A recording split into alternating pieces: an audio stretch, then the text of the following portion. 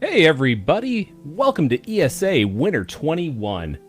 We are here to raise money for Alzheimer's Fund, and the links to donate can be found just below the stream.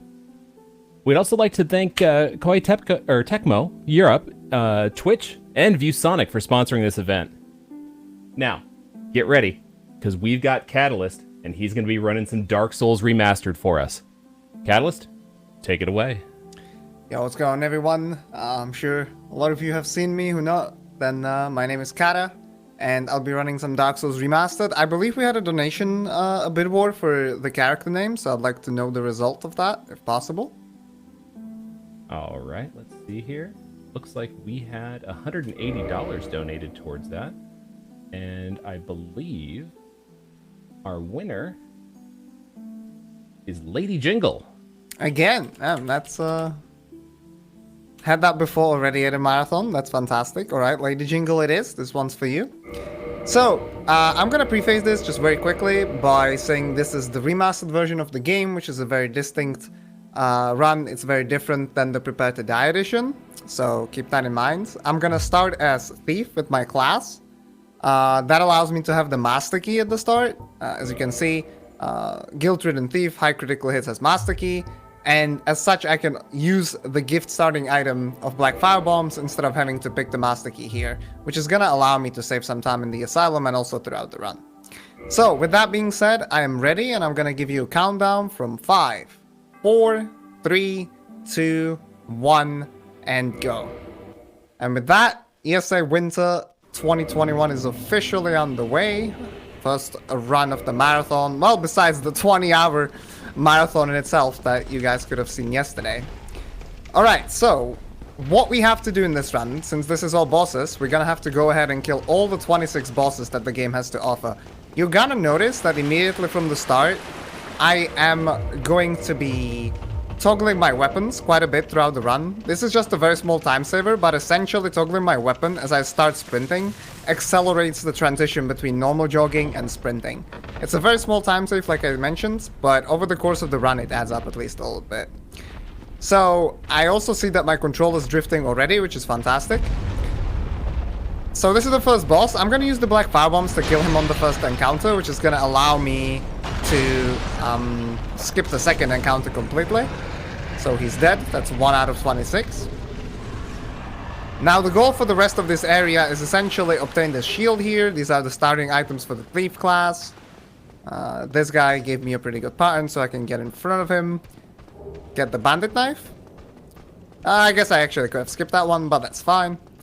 And here what I'm gonna do is I'm gonna talk to my boy Oscar. But first I need to break this boulder. Or rather, trigger this boulder, break this wall.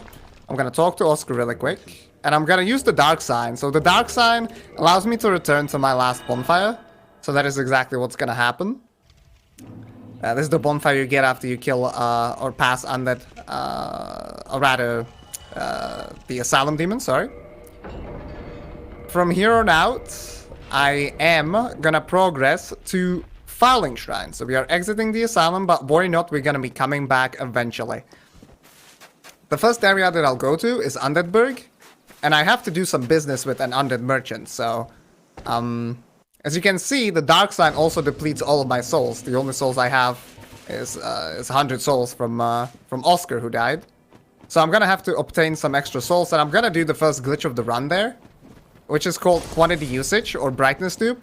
And what I'm essentially gonna do is I'm gonna open up 2 menus, because the menu system in Dark Souls 1 is quite broken.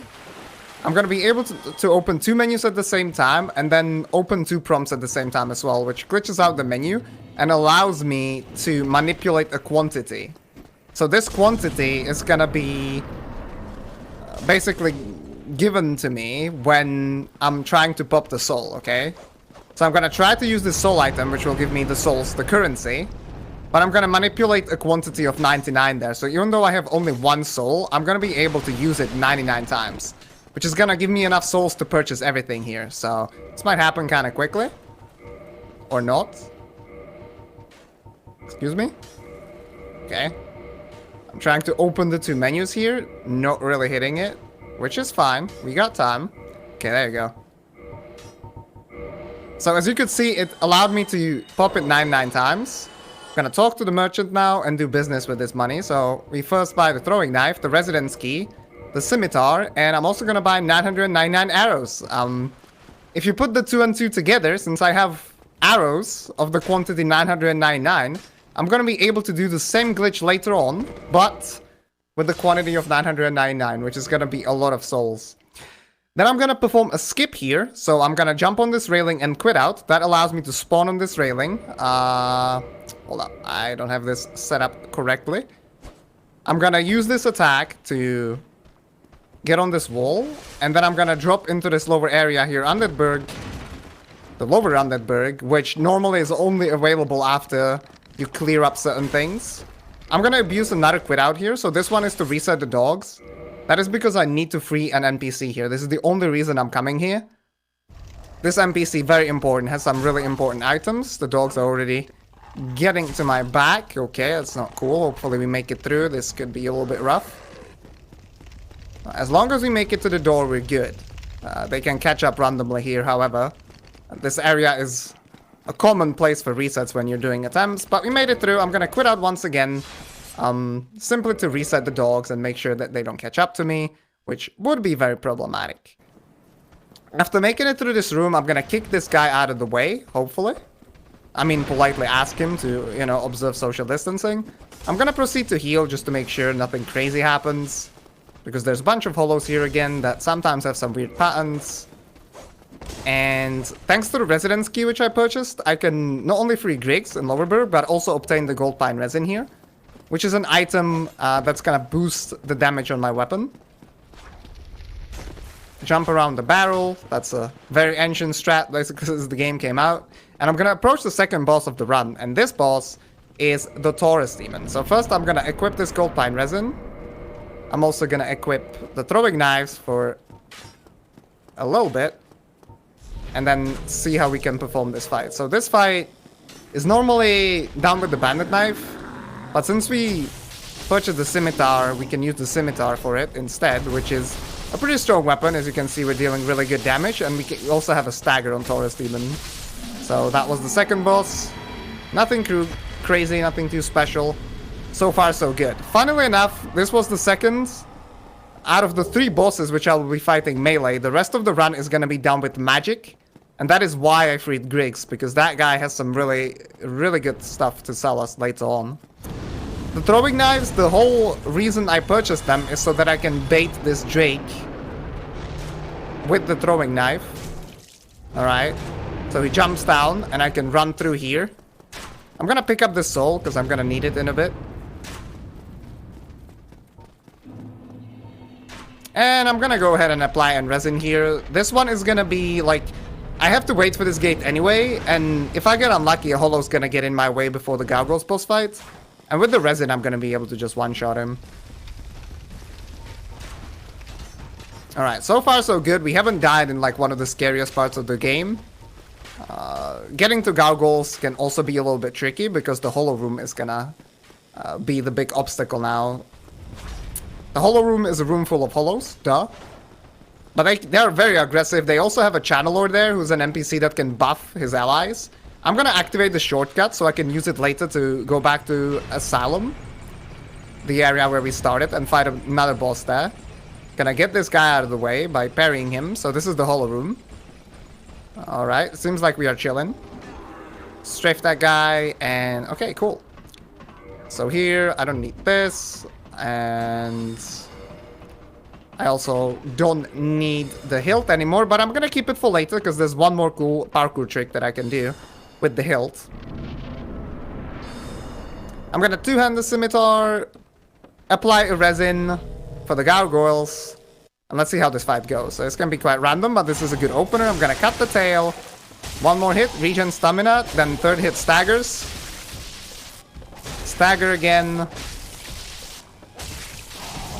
One more hit, and it's dead. Second gargoyle spawns without a tail, so it only has half health. Get him down, and teleport back to Firelink. So normally, if you played this game casually, you might be wondering why I didn't ring the bell. That is because I actually don't need to do it with the routing, and I'll explain that a little bit. So, in order to progress into the mid-game, you're supposed to ring the lower and upper bells of awakening. I'm gonna be using a skip called Sense Gate Skip that allows me to bypass that, but also later in the run, the routing works out in such a nice way that I don't need to ring the bells at all. Alright, I'm losing a bit of more time to the dupe, which is fine. Quantity usage again. I have to use these souls to purchase stuff from Griggs. And this is where the master key is gonna come into play now. So these doors are normally closed. As you can see, used master key. So this shortcut is only available to me because I picked the master key. Master key is also gonna be important for one more door later on in the run. So now I'm gonna make my way through the valley instead of going to the Blight Town, because I'll go to the Blight Town later on in the run. And the big reason I'm going to the valley right now is to pick up the red tearstone ring. So the red tearstone ring is a ring. Duh, again. I'm full of knowledge today. I'm gonna pick up another soul on the way because I'm gonna need it for leveling up. But the red tearstone ring, if I'm under 20% health, it's gonna double or even triple my damage. The ring is supposed to boost my attack rating by 50%, but because of how like defense is calculated for enemies, it has effects that are much more drastic than that. And that is really key, because in this game, as you can see in the top left corner, there's only a health bar and a stamina bar. There's no mana bar. So you have a limited amount of casts instead. And as such, if I did not have the red tearstone ring, I would just not have enough damage to finish certain boss fights. I would just run out of spells. So the red tearstone ring, absolutely crucial for the entire run. Alright, I'm gonna reorder some things here. Equip the Homeward Bone. The Homeward Bone also puts me to my last bonfire, but unlike the Dark Sign, it doesn't actually drain my souls. So the souls that I popped on the elevator, I will keep. Here's the ring. And now we go back to Firelink. And we're gonna progress into the Sense Fortress. But first, I'm gonna stop by Griggs and buy a bunch of his stuff. So I'm gonna buy some spells. First of all, I have to tell him that I'm interested, and then we buy some spells, buy rings, and buy the catalyst. The catalyst is the spellcasting tool. The spells that I bought are Great Soul Arrow and Great Heavy Soul Arrow, which are my damage dealers for the next boss fights. And I also purchased the Bellowing Dragon Crest Ring and the Lingering Dragon Crest Ring, both super important. I'm gonna do another quantity use here. This one's gonna be to level up some attributes. I'm gonna go ahead and drop everything I don't need on this menu. Oh, I actually have the I dropped the Gargoyle Shield. Well, this run is really lucky, but also really unlucky. I don't want the Gargoyle Shield, so this menu is gonna take a little bit longer, which is fine. It's no big deal. Here, unfortunately, I have to quit out because the enemies that are behind me would bother me for the next skip. And this way I can de-aggro them. So, we got the Hollow here. I'm gonna aggro him, and I'm gonna use him to parry him and riposte. What's gonna happen is my character is gonna go through the wall, and all of a sudden the camera's gonna go crazy. Like so. So, you might be wondering what's happening. If you fall out of bounds in this game, and you're gonna die from fall damage, this death cam is activated. It has two purposes. The first one is make it a bit more cinematic looking. And the second is to prevent the game from loading or deloading anything, right? Because you're gonna die anyway. So why would it load stuff? Alright, I'm gonna do the level here. I'm gonna level up some attunement and mainly intelligence, which is gonna help me with my damage on my spells. Also to be a smart boy and not say things like a ring is a ring. I also attune all of the spells. The reason I can activate this death cam without dying is because there are two distinct triggers. One of them to activate this death cam and one to kill the character. And if I position myself properly, what happens is that only the death cam is activated and I don't die.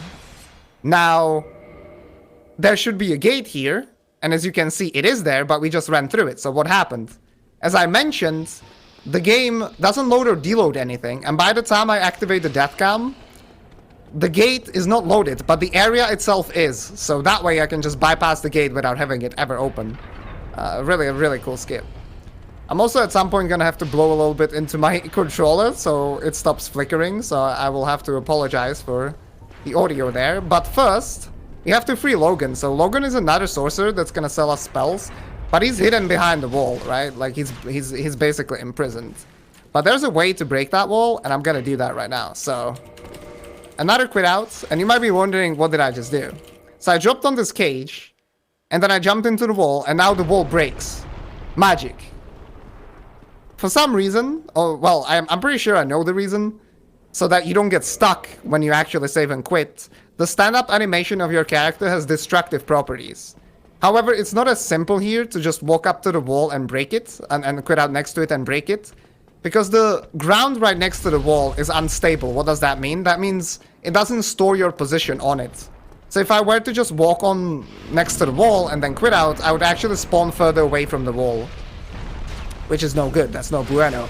So what I do instead is I dropped on the cage and I jump over that unstable grounds to make sure that I can stand up next to the wall. Pretty neat. Another quit out here. This one is for the boulder that's coming my way. As you could hear it crack on the bottom of the Sense Fortress. It resets the cycle if you quit out, so that's like the best way to really get around it. All of these pendulums are on a set cycle, so if you do a little bit of practice, it shouldn't be too hard to get around them. Another polite punch to get a snake out of the way this time. And I'm gonna be approaching another boss fight. This time, it's going to be the Iron Golem boss fight. On the way, I'm gonna pick up a soul for later, for the combination with the arrows. And until I make to Iron Golem, I think this is a perfect time to read a donation or two. Excellent. Well, we do have $35 from Pills Hut, who just says, let's beat Alzheimer's. And you know, I couldn't agree more.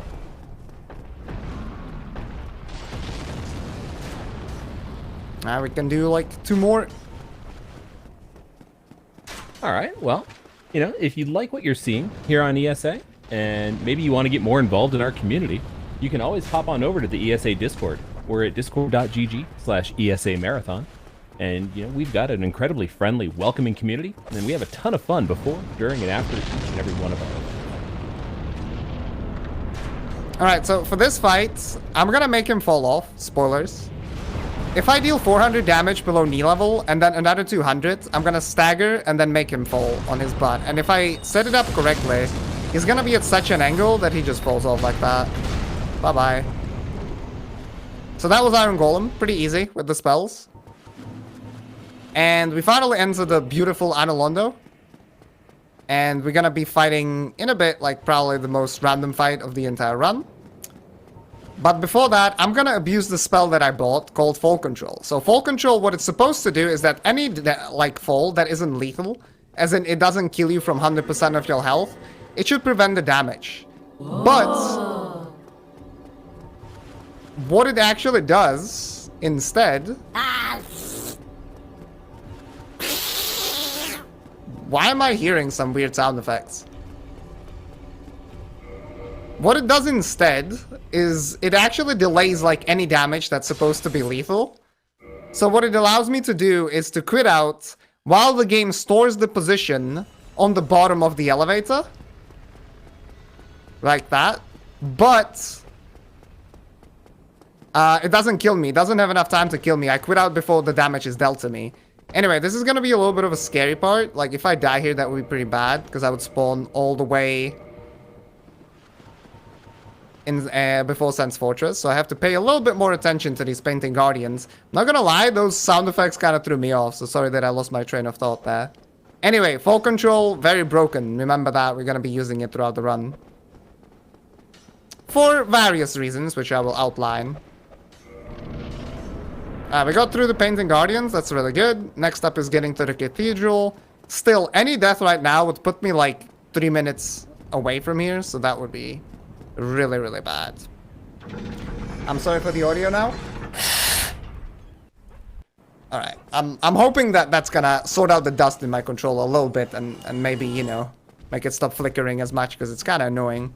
Especially because a lot of the latter parts in this run are gonna be filled with some parkour, so I need to make sure that the precision on my inputs is there. Alright.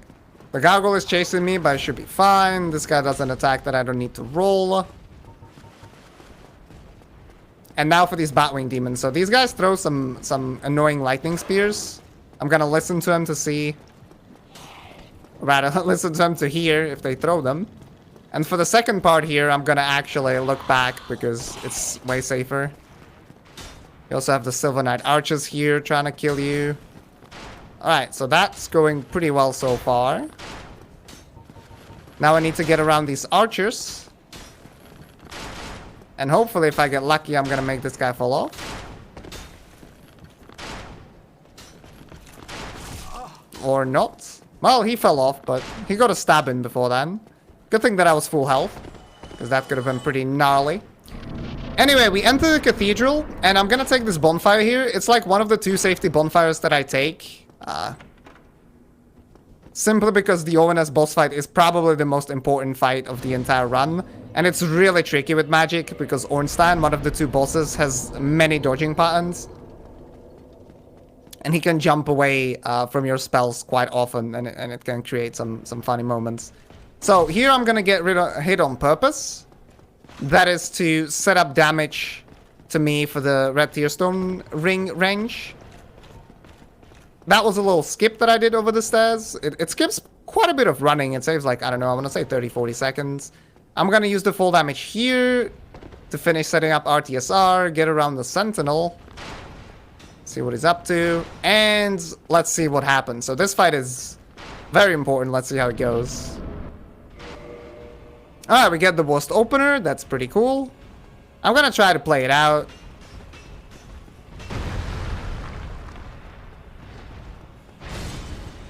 Don't jump. Okay, he's just gonna walk out of range instead. So I need 4 GSAs on this guy. I don't really see what Ornstein's doing right now. Okay, the game didn't lock on, which is fine. So here are the jumps. Very well known. I'm dealing with 2 bosses at the same time, so I have to like keep on paying attention to what they're both doing. And okay, he's just gonna duck it. And he's down. Okay, that was kind of close. I was a bit scared. Phase 2 should be a little bit easier, but I still have to pay some attention to how I play around Smo. But he should be pretty easily manipulated around these pillars here.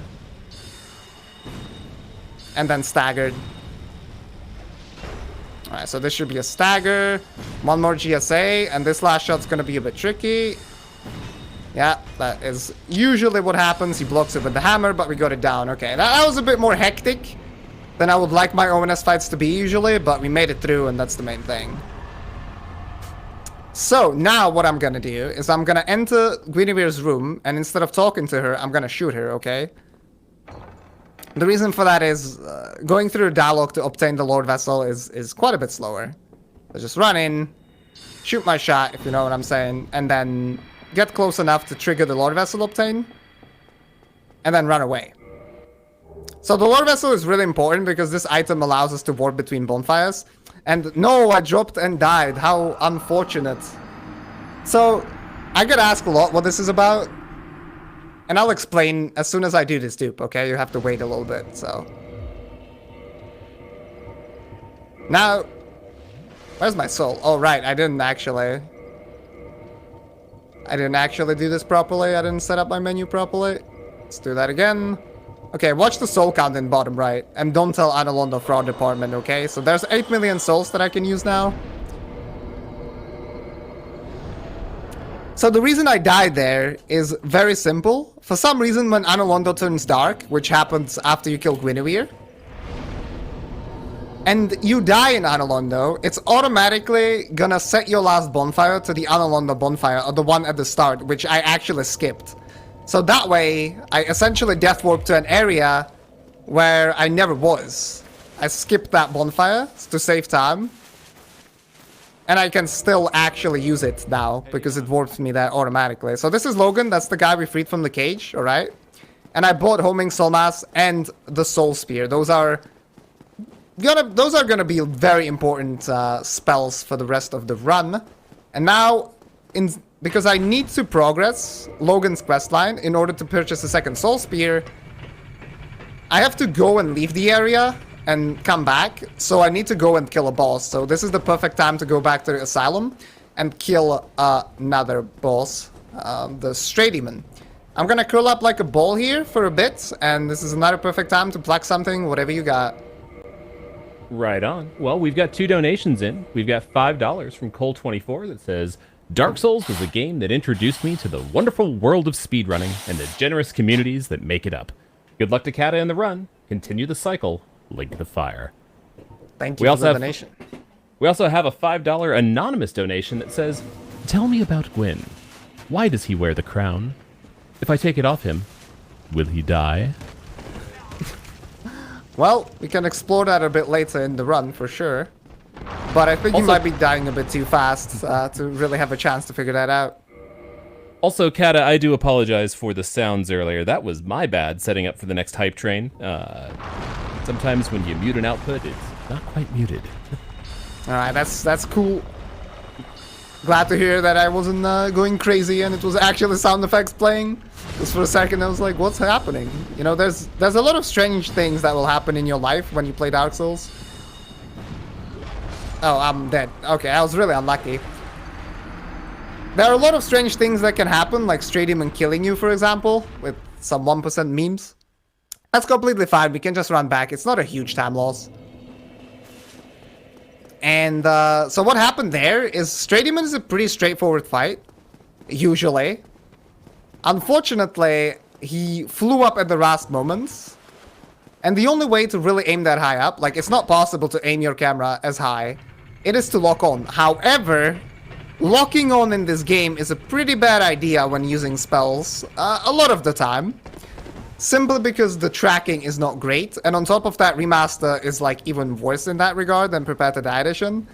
So I stood directly under Stray Demon, I locked on, and my spell whiffed, so instead of sniping him midair, he just dropped on me, which wasn't good. So let's do that again. The reason I quit out as I enter the fight is so that I get RTSR set up. Again, this is for fall damage. The second drop is gonna put me in range, and from there on, it should be straightforward. Let's see if the second time's the charm. I also want to get my souls back here, because that would be pretty bad if I didn't. Alright, he's doing AoE, go behind him. See, and this time he didn't fly up, and it was chill. But even most of the time when he flies up, it should be chill. So now I got the souls. I need to use them for some more purchasing. And now I also need to backtrack all the way to the starting cell. This is where we began the game. Because there's an extra item here now. So I'm gonna pick it up. This is gonna allow me to enter the painted world later on in the run where another boss is located. We warp away from there with the homeward bone that we got from Stray. And I'm gonna go back to Griggs. Logan is now gone. Because his quest progressed.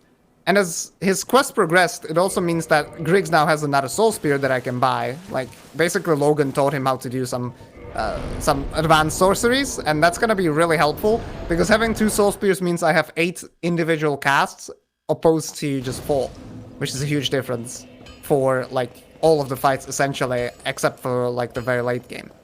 So now I'm gonna head to Undead Parish. I'm gonna talk to my brother Anjay. I'm gonna buy some items. I buy a shield that doesn't suck, unlike the target shield. That's gonna be very important for the DLC. I'll let you know why later on. I also purchased the Crest of Artorias, which is gonna open the next door, or shortcut, to the forest. And I also purchased the Bastard Sword, which is gonna be used for a glitch called air rolling, which again I'm also gonna mention when it's gonna be present in the run. So the reason I'm going to Darkroot right now is to basically clear up everything that I can, right? Because I have the Lord Vessel, but I need to place it in order to access the latter portions of the game. However, routing-wise, it is beneficial to wait with the placement and do it later on in the run. So now I'm going to an area that is accessible to me even without placing the Lord Vessel in Firelink Altar. I'm gonna quit out here. First of all, it skips the animation on the door, but mainly it resets the enemies behind me, and it's gonna allow me to sit at this secret bonfire. Now, this bonfire is actually not warpable, so I want to do as much stuff from here as I can right now without losing it. I'm gonna attune my spells for the Hydra fight, and there are 3 things to do, essentially. First one is kill Hydra, which is what I'm gonna do now, then kill Sif, then kill Moonlight Butterfly, and then enter the DLC. So we got 4 things to do from this bonfire. And like I said, if I sit somewhere else, I would have to run all the way back here. So I want to do all of this now. Back to back, essentially. Except for one exception, because the DLC entrance is actually a bit more complicated, and I'll mention that briefly.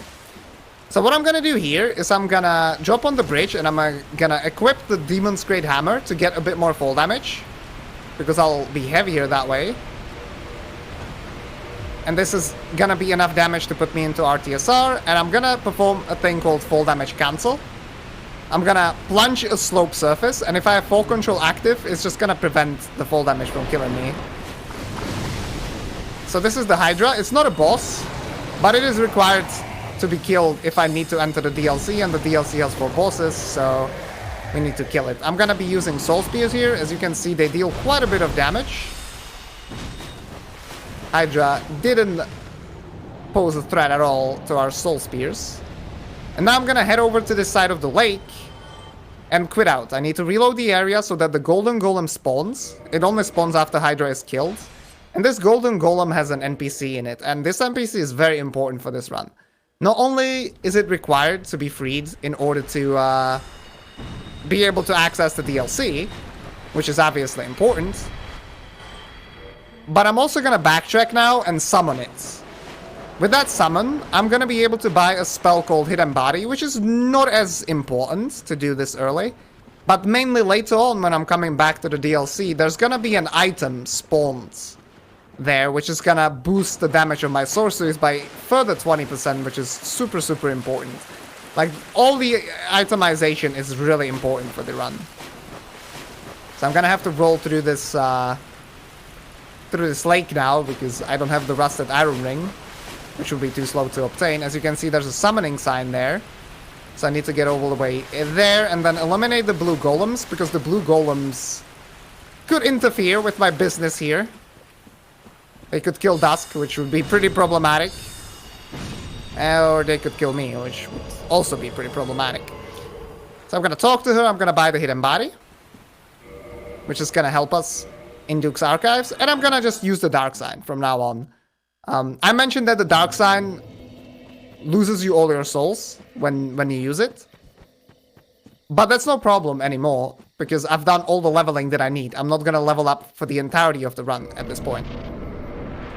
So now I'm going to perform a second task here in Darkroot. I'm going to go kill the Moonlight Butterfly, which is just an optional boss, but it needs to be killed. All bosses, makes sense. And after that, I'm going to head over to Analondo, but I need to perform a skip, because the next area afterwards is only accessible once I place the Lord Vessel. But since we skipped it, I shouldn't be able to get there, so I need to do a skip, which in itself is slower. But it is the skip that allowed us in the early game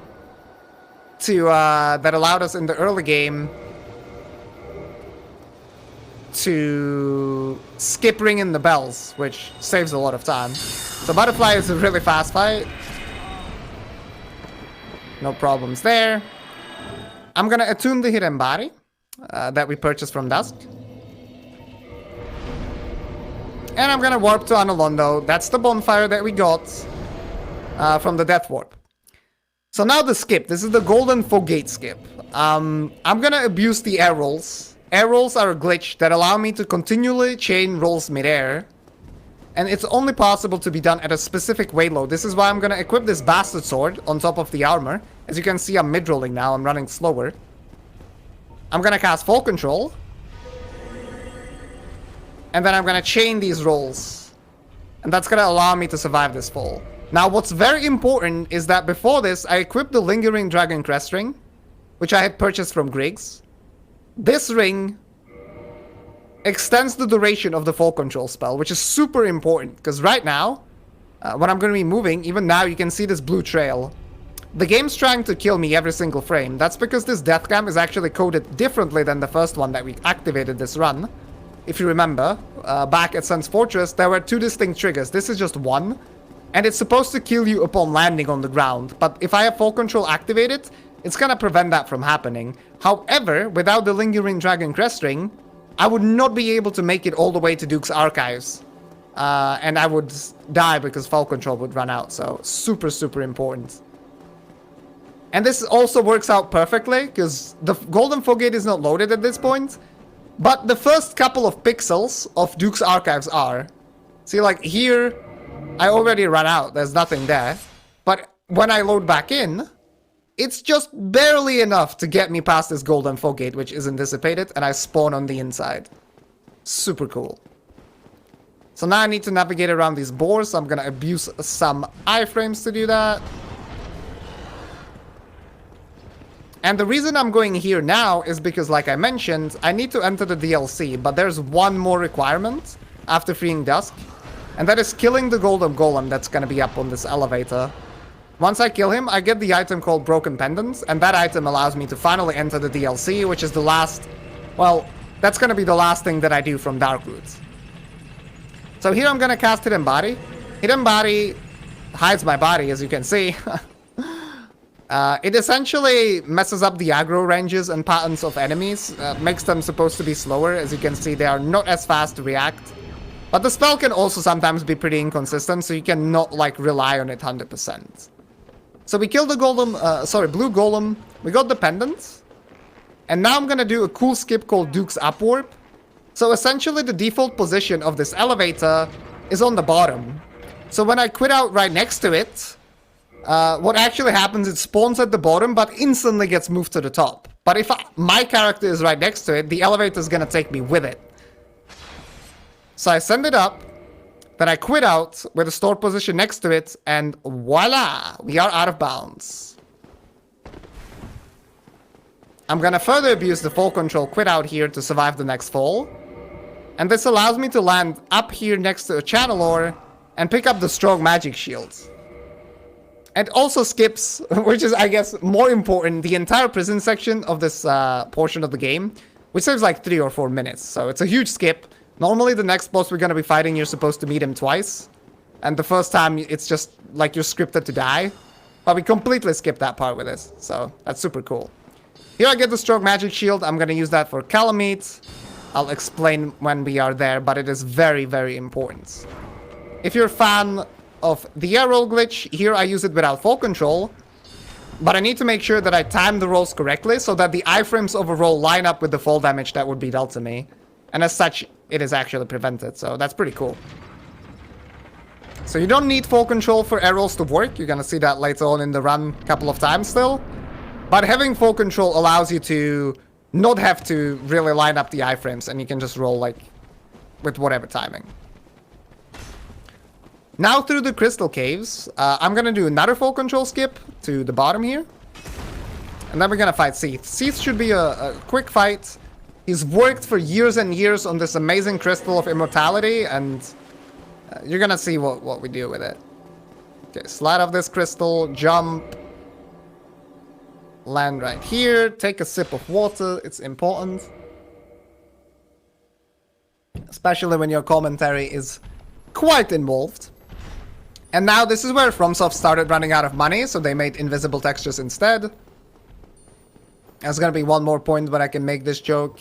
I'm gonna use Hidden Body for the clams before the fight. Not only to avoid them, because as you can see again, I'm in the Red Tier Stone Ring range. But also, so they do not actually get stuck in the fight with me, because the fog wall spawns only after you enter the fight. And they can clip in before that, and yeah, make the fight a little bit messy. So I'm gonna enter the fight, I'm gonna turn back, there's the crystal. I'm gonna 180 no-scope the crystal.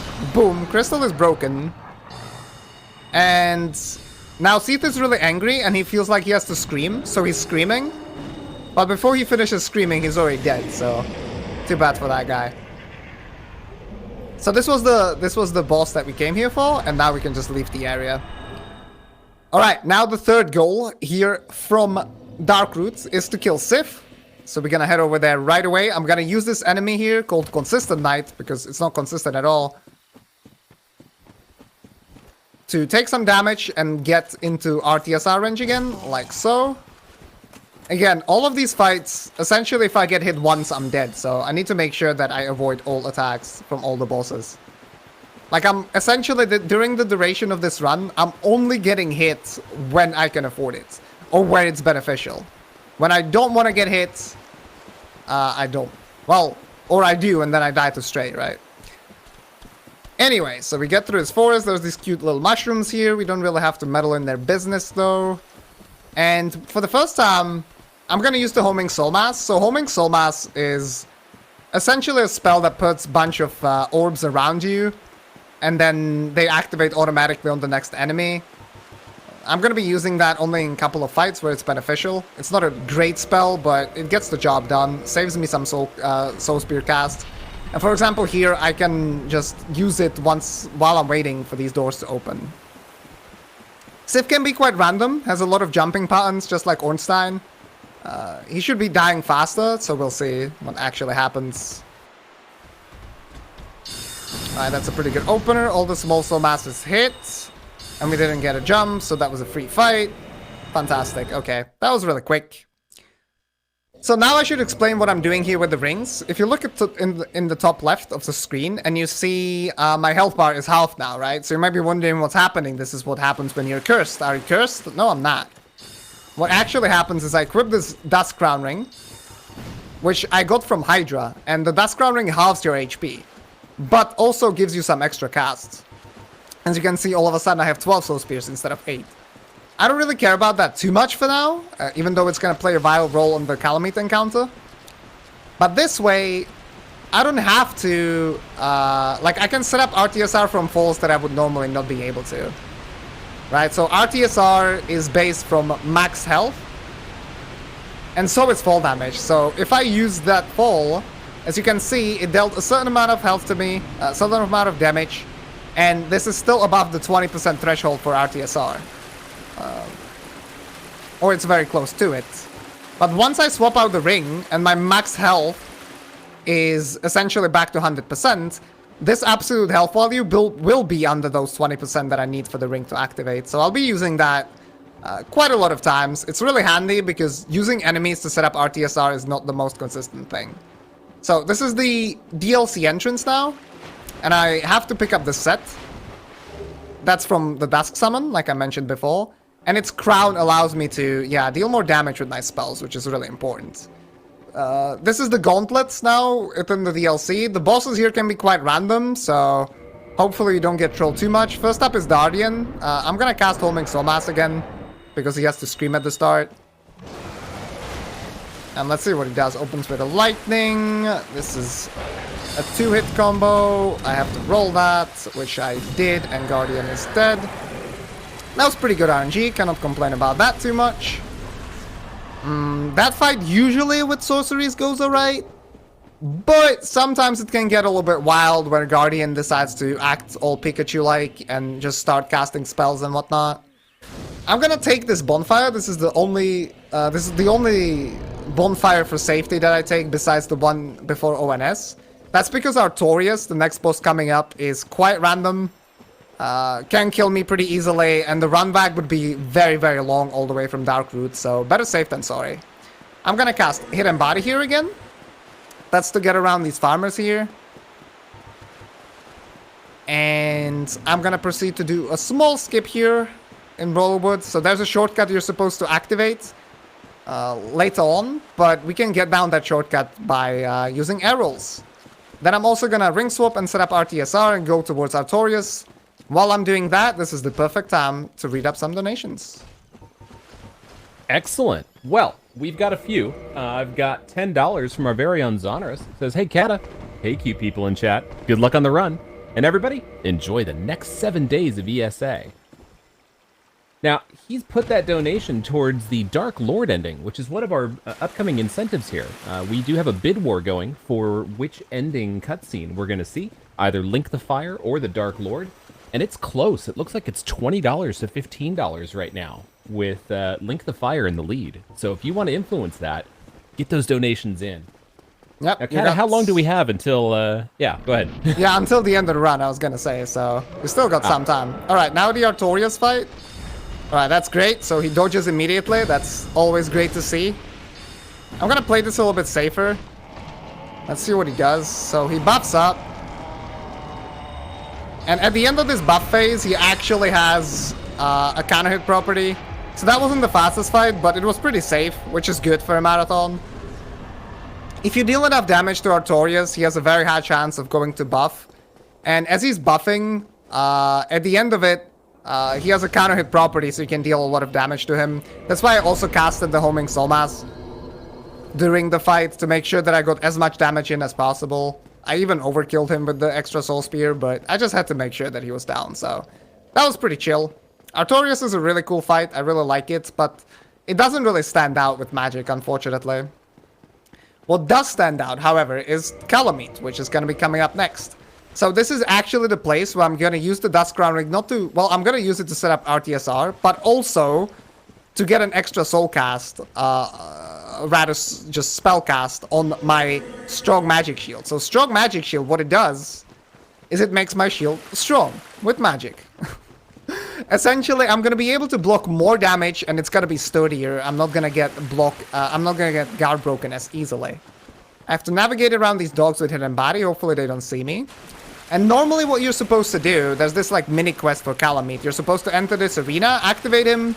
He's just flying around, so you're not supposed to kill him properly. And then you need to obtain a key, enter the Goth's tower, talk to him, tell him to snipe Calamity, and then you can come back here and fight him. However, because of the damage we have and because of Strong Magic Shield, we can actually do this encounter and finish it up on the first encounter, during the first one. So as you can see, no damage taken as long as I have Strong Magic Shield activated. There are 3 different patterns that Calamity has, so let's see what RNG we get. This is all random. We are at Miyazaki's or RNG's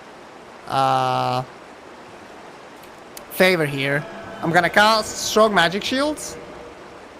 This is the worst pattern so far, which is great. And as he's coming in, I'm gonna cast Soul Spears. 1, 2, and then block really quickly. And I can block his attack like that. I switch back to DCR to get another cast. Okay, that's a good pattern.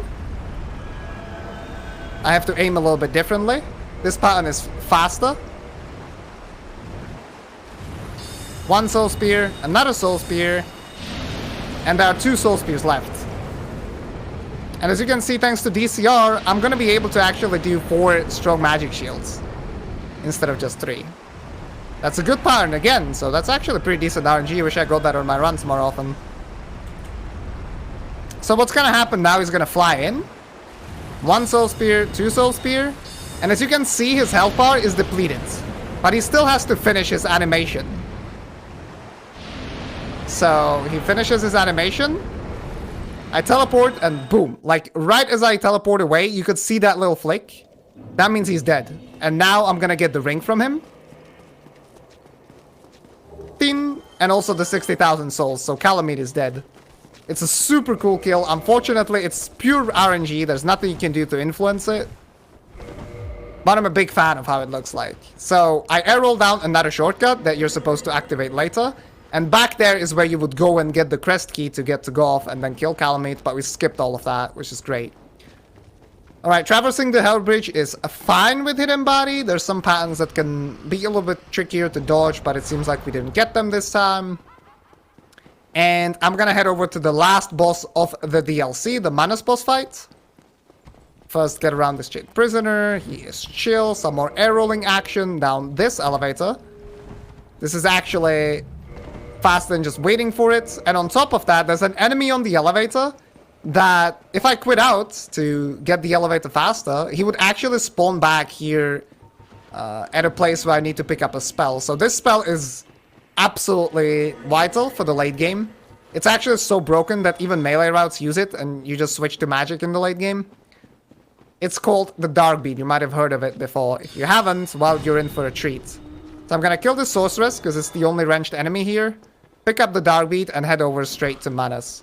Now, of course, I would have to attune the spell first, so I cannot use Dark Beat yet, but it wouldn't really be that good against Manus anyway, because like the bosses here have really good, they have really good magic resistance, dark magic resistance, rather. So I messed up the RTSR setup there a little bit. I have to do a backup, which I guess I have to improvise a little bit.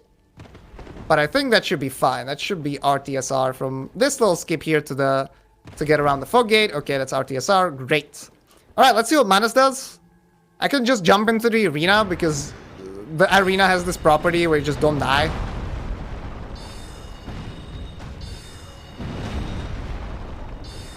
Because, like, you get transported there in a cutscene.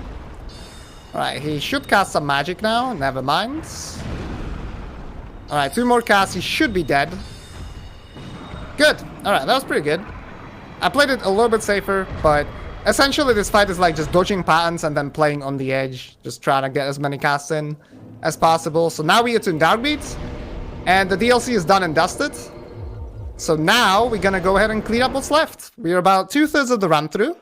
Don't forget there's still that 1 donation incentive that you can donate towards. It is for the endings, the Dark Lord, or Link in the Fire. It's gonna determine what we do at the end of the run. Now I'm gonna head over to 4 Kings. And this is because at this point, I do not have any skips available for the remaining Golden Fog Gates, right? Oops. I messed up the RTSR setup here. We have to redo that part. That's completely fine. So I don't have any skips available to me for the Golden Fog Gates, which are before Nito and also before Bed of Chaos. So this is the time to go and place the Lord Vessel to make sure that the Golden Fog Gates disappear. I'm gonna go ahead and set up RTSR this time, hopefully. And you also see me equip the Covenant of Artorias. This is because the 4 Kings are actually in the Abyss, and you can only traverse the Abyss if you have this ring available to you. The setup here is straightforward. I don't really know how I failed it. It's just 2 backsteps as you get to the wall, then you take enough fall damage from this elevator. And 4 Kings are going to be a really interesting fight. But before that, I actually need to perform another skip. So in order to reach the 4 Kings, you need to drain the New Londo ruins, right? Because it's actually sealed with water. But I can skip that part completely with a very simple fall control quit out. And I'm gonna show you how the Chosen Undead can swim quite well. Even though if I were to fall here, I would die. So, exposing the game for the sham that it is. So we're gonna make our way through the New Londo ruins here. And you're supposed to go all the way back and then pull a lever to drain this water. But once again, fall control allows me to store a position somewhere before fall damage is dealt to me. And then quit out. So I jump here, quit out just as you hear me dying, but the health bar doesn't actually take the damage just yet, but the position is already stored on the bottom. I spawn in the water, and as you can see, running through water with only the head with the weird helmet sticking out is no problem for the Chosen Undead. Alright, this fight is actually really cool. So it's called 4 Kings. There's supposed to be 4 Kings. But you can actually attack an individual king after it dies. And that's gonna deal damage to the cumulative health bar. So if I set this up properly, and this is pretty hard, I could be able to do this in 1 cycle. So let's see. 1 more Soul Spear, and then Darkbeat Magic for the first time. 1, 2, 3. Alright, so that was the 4 Kings in 1 cycle. Like I said, the individual health bar for the king is depleted, so the king dies, but you can still attack NPCs and bosses when they die, and it's gonna acknowledge the damage to the boss being done. But this time, it actually matters, because the cumulative health bar is not depleted yet. So I use Cath to get to Firelink Altar, I finally place the Lord Vessel, and now we continue our cleanup. This time in Anor Londo. So when I died to Stray, which I don't know why I reminded you of that. Would have hoped that you would have forgotten by now. I went back to get the Peculiar Doll, and I'm gonna use it now to enter the painting and go kill Priscilla. Now, this could get a little bit tricky, because there's a soft lock that can happen, which would be pretty gnarly if it did. I used this full control quit out again. We used it in earlier in the run when we were running to ONS. There's a setup that's supposedly stopping it from occurring, but I cannot guarantee it. So worst case scenario, I'm just gonna load a save file. But let's pray that none of that stuff happens and we can just continue to run as normal. So I'm gonna do another full control quit out, this time to get down here to the painting. And then enter it. Now, you might be wondering what's that on top of my head, besides the weird wings. That is a ring that drops from Calamity. That's the ring of Calamity. And what this ring does, it actually makes you take double damage. So that might be a bit weird, like why am I using this? It's very simple. It's gonna allow me to set up RTSR very easily here. So I'm gonna cast Hidden Body, and like I mentioned before, using enemies to set up RTSR is not the most consistent thing in the world. But I can use this archer with the Calamity ring and take double damage from the arrow, and it sets up RTSR perfectly. And the archer is like pretty consistent in terms of, you know, dealing damage to you, so it's the perfect strat pretty much. So now with RTSR, normally you're supposed to go around the painted worlds and do a bunch of bollocks to get to Priscilla, the boss here. Because you're supposed to get blocked by this undead dragon, but power of Darbeat and RTSR, 1 cast, 2 casts, and the dragon is dead. Here is actually his lower half, but you can make enemies go into their idle animation, like so, by doing a jump attack on them. So we just made it stand up, the dragon butt, and get around it. No problems there.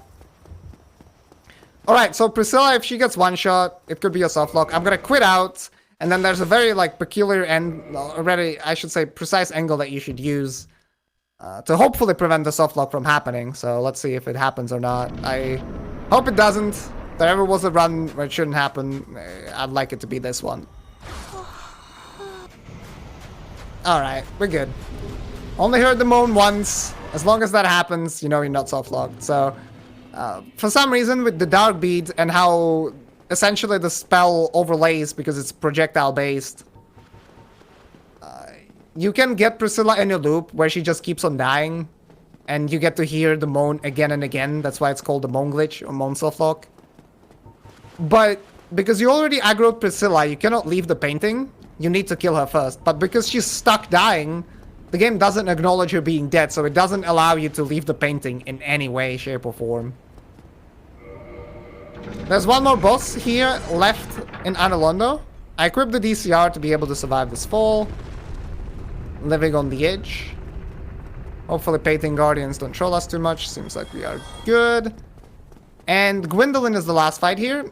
Gwyndolin can be quite random.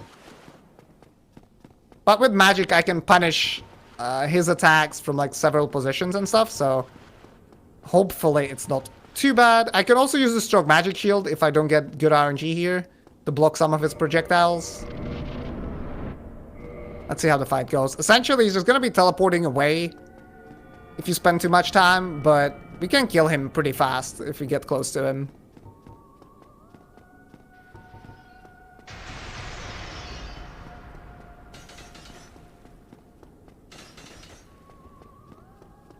Okay, I'm gonna wait this out.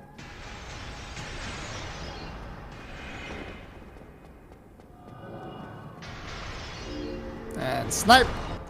Alright, I played it a little bit safe, but again, better safe than sorry. Gwyndolin is dead, no big deal.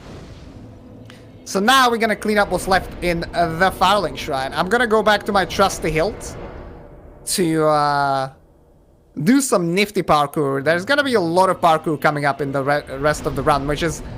You might not really think that's what it would come down to in Dark Souls, but trust me, in Dark Souls, a lot of the skips and parkour that you do is gonna be quite a bit harder than some of the boss fights. Especially in the Prepare to Die edition, where like there are even further skips that don't work in the remaster, unfortunately.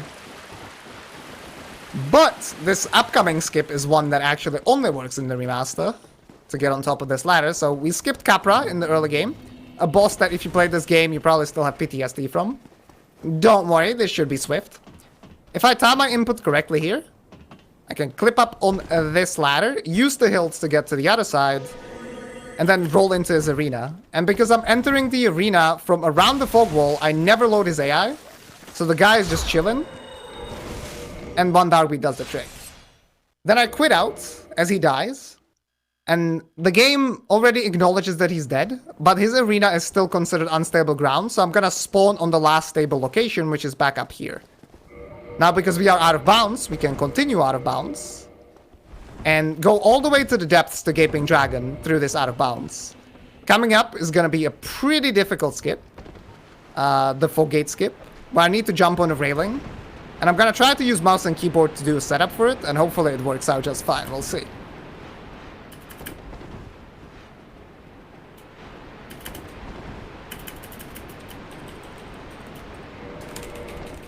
Alright, hopefully I could spawn on the bottom, because the quit out wasn't the fastest. Yeah, okay, it's gonna be kind of tricky now.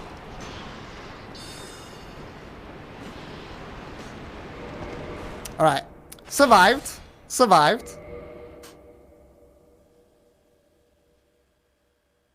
Let's try this again. I have to heal. I'm also gonna go ahead and snipe this rat, so it doesn't bother us. And I'm gonna do the setup again. Or not. Okay, quit out was fine this time. The first time I got like a weird clip on the railing, which just sped me up a lot. And as such, it saved my position on the bottom, which was kind of annoying, but we got through it.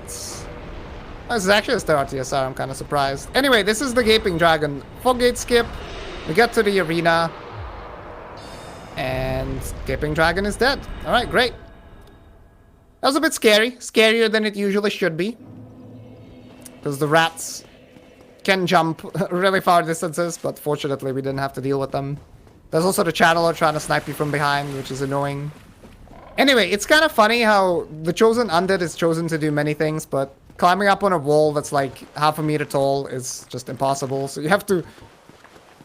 in a very complicated way, you have to jump on this railing and then jump over that half a meter tall wall just to get into the arena.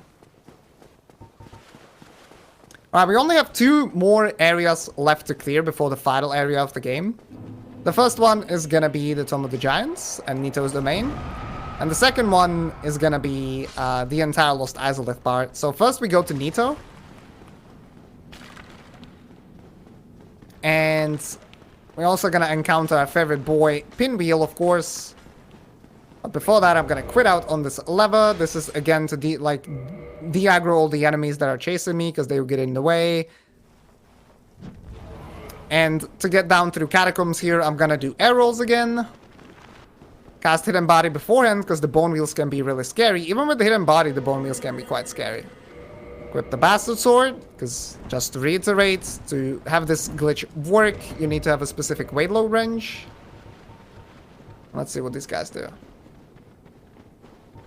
Alright, they're chilling, so that's good. So now Pinwheel, I mean, I think you can guess how this fight's gonna go if you know what this is about. Darkbeat is just pretty good.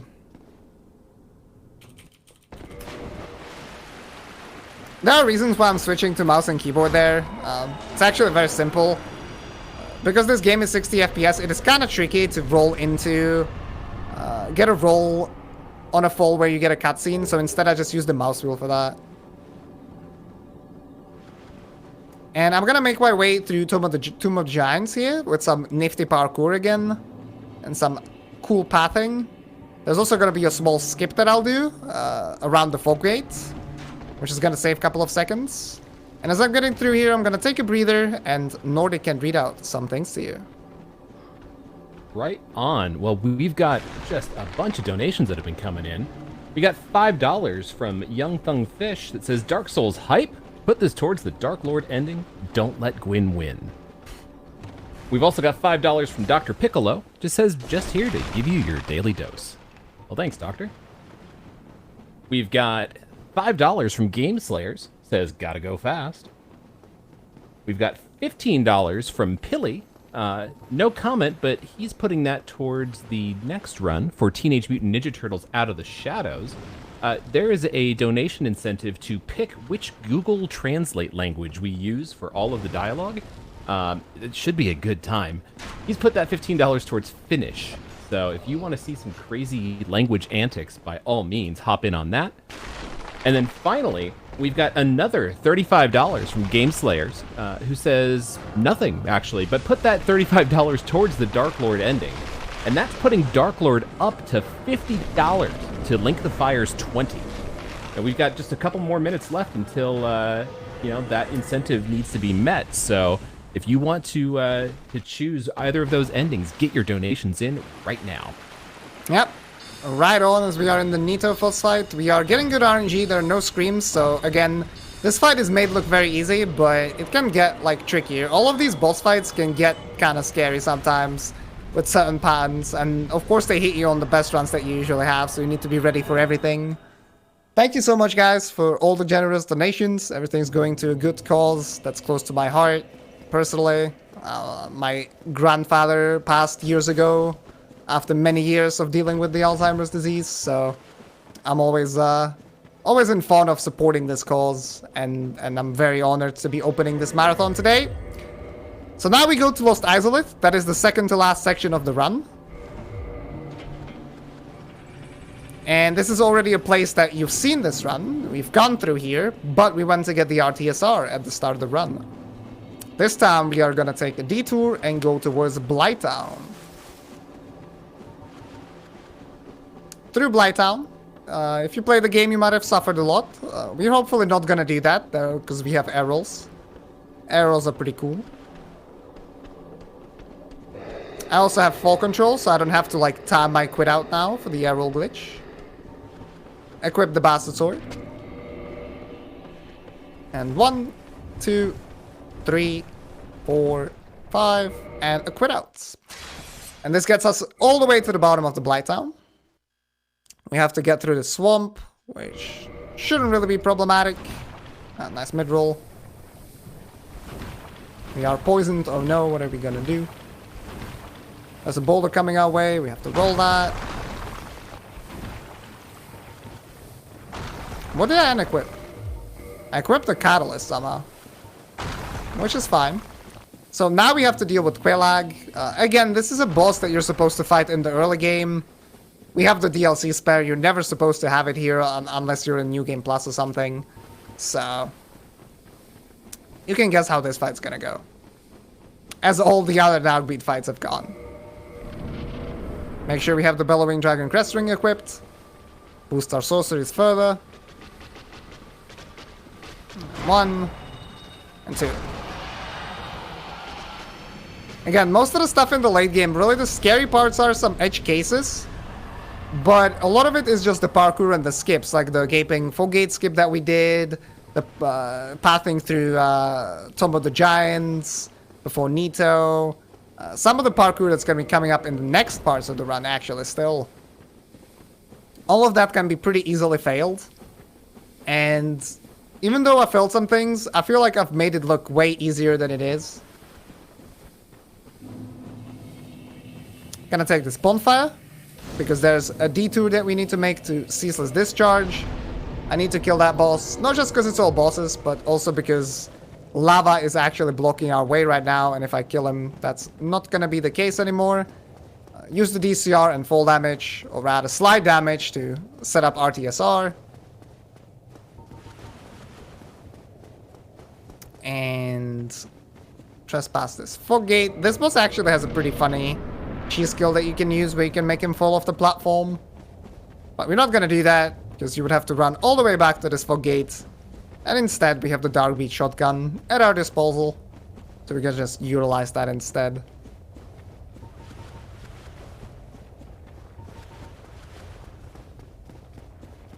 Also, this is a boss where it's pretty frequent that runners teleport away too early. Because, you have so much time to just not do anything. And of course, you want to optimize your teleport away as you get the victory achieved screen. So it's very easy to just press the button a bit too early. And in order to save 0.1 seconds, you lose the run instead because the boss isn't dead. Played it a bit safer to not bite my own words immediately. Alright, so here, for the first time, you're actually going to see a proper fall damage cancel without fall control. So the same way I did a plunge before at the Hydra fight, and by entering the DLC, I can do it without fall control as well. out of that weird state, when I plunge a slope surface, the game also allows me to roll. And if I time everything correctly, I can iframe the fall damage. So as you can see, there's quite a lot of ways in this game to mitigate fall damage, with or without fall control. Now this run here is gonna be towards Fire Sage. This Taurus Demon can die or not. Let's see what happens. It doesn't matter, it's just kind of fun to look out for. Because sometimes the pathing of enemies can be quite funny in this game. But so far he seems to be holding up pretty well, so...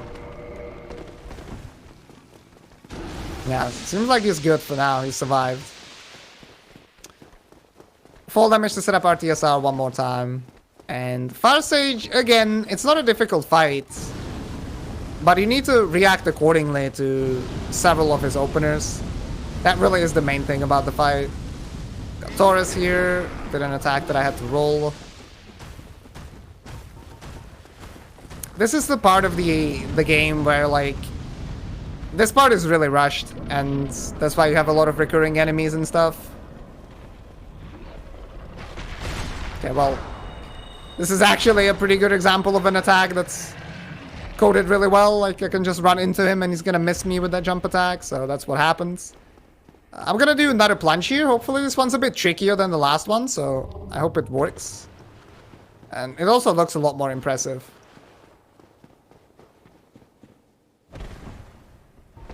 Because the distance that you fall is greater. And we have 3 bosses remaining at this point, so... don't forget to get your last donations in for the bid war that's ongoing for the ending of the run.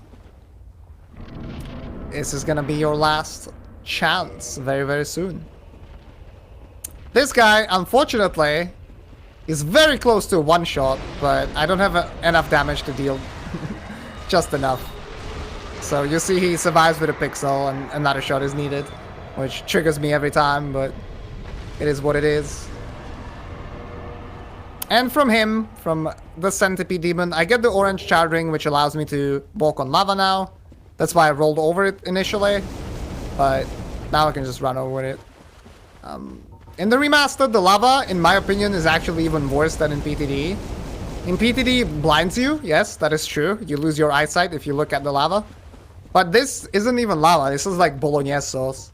It just makes me want to have some spaghetti or any other pasta. I hope Italians in chat don't hate me too much, because I know you're supposed to have carbonara with spaghetti, but I'm not Italian, okay, so I can have bolognese with my spaghetti. It's been a while since I've had it though, so maybe I inspired some of you now to try it out if you haven't had it yet. But it does look like a tomato sauce as well. It's strange. I don't like this lava. It also flows in a very weird way. What's also nice is that they haven't changed the sound effect, so besides you thinking that you're loving on bolognese sauce, you also still get death. But fortunately, we just need to run over the lava and not really spend any extra time there. Unlike in the 100% category, where you need to kill all the non-respawning enemies. And those include all the 20 plus dragon butts that are there. So you spend quite a bit of time in the lava. And probably shorten your lifespan in the process. Anyway, the boss coming up right now is Bed of Chaos. I'm gonna use a strategy called Toki Bombs, named after the runner Toki, who found that bomb throw. There are 2 beams, one on the left and one on the right side, that you're supposed to destroy before you can actually access the boss properly and kill it. I have never missed this throw, and don't believe anyone telling you otherwise. Fortunately, with this route, I have 5 of the fire bombs, so I should be fine. I'm gonna go to the middle of the arena. I'm gonna use the mouse, because aiming with the mouse is pretty OP compared to controller, and I'm gonna chuck the bombs in specific directions, and then hopefully not get firestormed.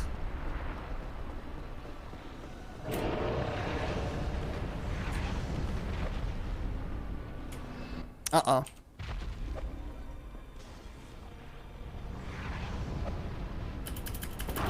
Alright, salvaged. So what happened there No.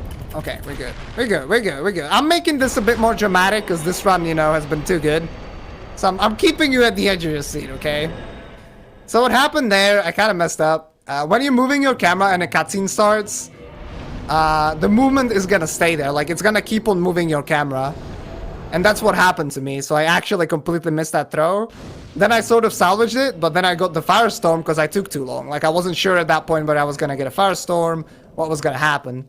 Fortunately, the firestorm was like in the first part of the tunnel.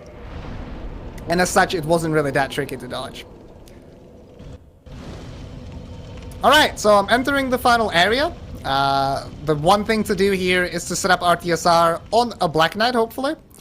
If it doesn't happen, that's no problem. And you have just about, I want to say, 20 seconds to get your last donations in for the bid war. And then after Gwyn, we're going to play out the cutscene. Alright, let's see. I need a running attack from this lad.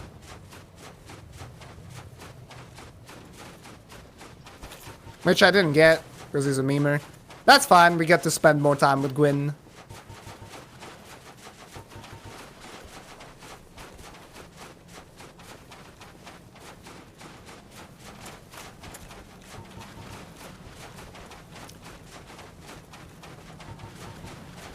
And as we enter the final cutscene, that's where the timer is gonna stop, so get ready on that soon.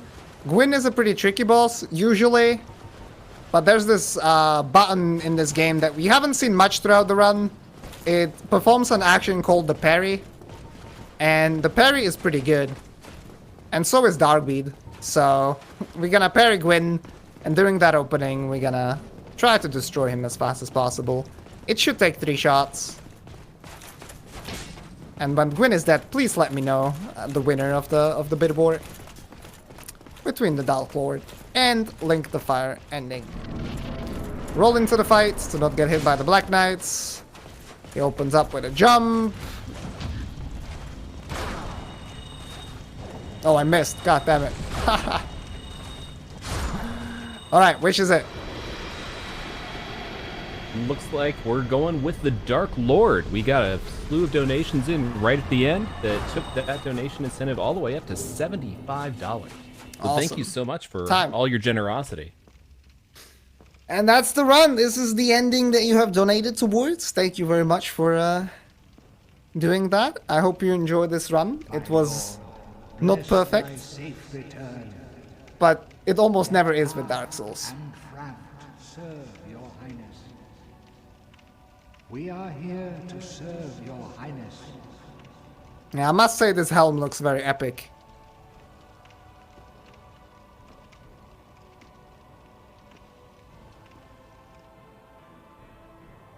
Let true dark be cast upon the world. Our Lord hath returned. Returned. Anyway, that's Dark Souls Remastered all bosses. I was Catalyst. I hope you enjoyed the run. I think we got off to a pretty decent start here at ESA Winter. Coming up next is gonna be a 4-player co-op run of Teenage Mutant Ninja Turtles by a bunch of my friends, so make sure you don't miss that. Make sure you enjoy the most out of this marathon that you can for the upcoming week. It was an honor and a privilege to open this up. I hope you liked the run.